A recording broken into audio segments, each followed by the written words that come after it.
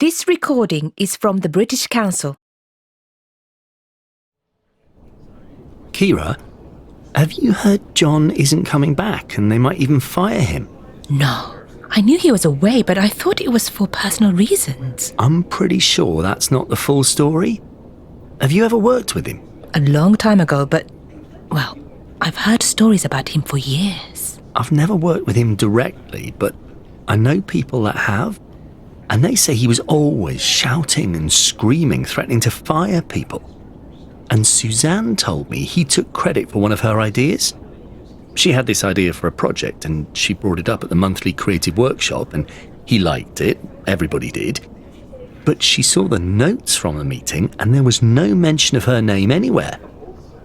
John had agreed with her and repeated some of the things she said, and the notes made it look like they were his ideas in the first place.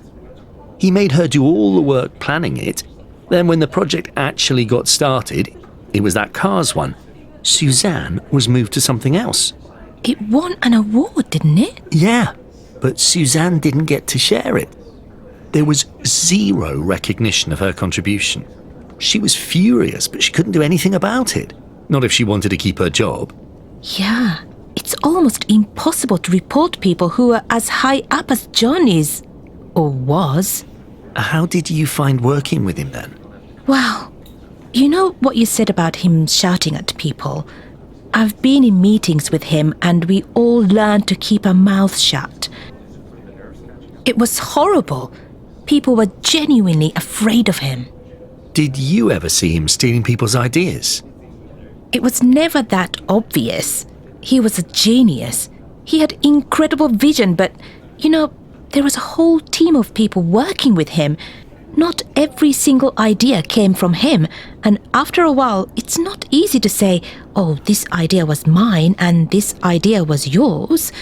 For me, the bigger problem was that you could be in his good books, and then suddenly, with no explanation, you were out. And if you were out, life got very difficult. I heard women in particular had a hard time working with him. Yeah, well, like I said, you had to stay in his good books. So if there was a comment that made you feel uncomfortable, you didn't say anything.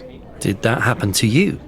Not to me, no, but we all knew, and no one said anything. And I was lucky I didn't have that much contact with him myself. They're doing a full investigation, so I suppose a lot of these stories are going to come to light. I hope so. I really hope he's not coming back. This recording is from the British Council. To find more activities to practice your English, visit www.britishcouncil.org/learn English.